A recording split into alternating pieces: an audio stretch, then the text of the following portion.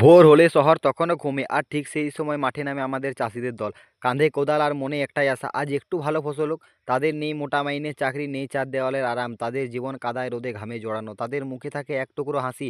তোমরা যখন ফ্যান চালিয়ে ভাত খাও, তারা তখন সেই ভাত ফোলাতে ঘাম ঝরায় রোদে পুড়ে যায়। তোমরা এক চামচ খাবার নষ্ট করো, আর তারা সেই এক মুঠো চাল জোগাড় করতে কাটিয়ে দেয় একটা দিন, একটা রাত। তবুও কখনো অভিযোগ নেই তাদের মুখে, কারণ তারা জানে তাদের ঘামে পৃথিবী বাঁচে। একটা ফসল নষ্ট হলে শুধু তারা কাঁদে, কিন্তু একটা ফসল ভালো হলে সেই হাসিটা, সেই শান্তিটাই যেন তাদের সবচেয়ে বড় পুরস্কার।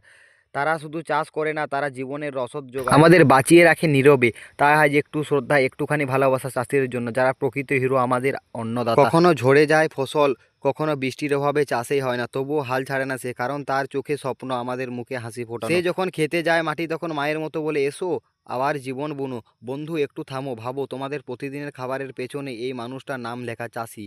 যে মুখে বলে না কিছু, তবু লড়ে। আজ তাকে একটু সম্মান দাও, কারণ সে শুধু চাষ করে না, সে আমাদের প্রতিদিন বাঁচিয়ে রাখে।